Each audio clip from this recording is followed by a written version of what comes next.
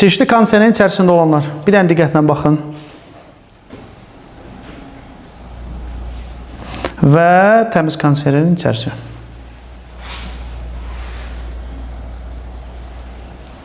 Ucuz kondisioner yuyanlar necə edir? Bir dənə yaxınlaş, zəhmət olmasa. Kondisioneri açır qapağını. Radiatorun bu hissəsi görünür. Başlayır buradan təzyiq vurmağa və buradan axan su bunun elektronikasına, ekranına və burada balaca motorçiklər vardır. Bunlara fəsad verməyə. Bu həmin günü bəlli etməsə də bir müddətdən sonra bunun fəsadlarını görürlər. Amma düzgün kondisionerin yuyulması necədir? Baxın. Kondisionerin üst qapağı çıxır və gördüyünüz kimi kondisionerin hər bir tərəfinə düzgün şəkildə su vurulur və kondisioner düzgün yuyulur. Bir çoxları ilə başa düşür ki, ucuz və bahalı qiymətə yuyulan kondisionerlər hər ikisi nəticə etibarilə eynidir.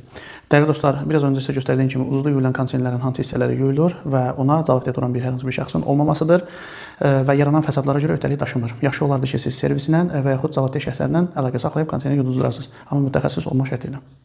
Unutmayın ki, keyfiyyətli xidmət hər zaman sərfəlidir. Sağ olun.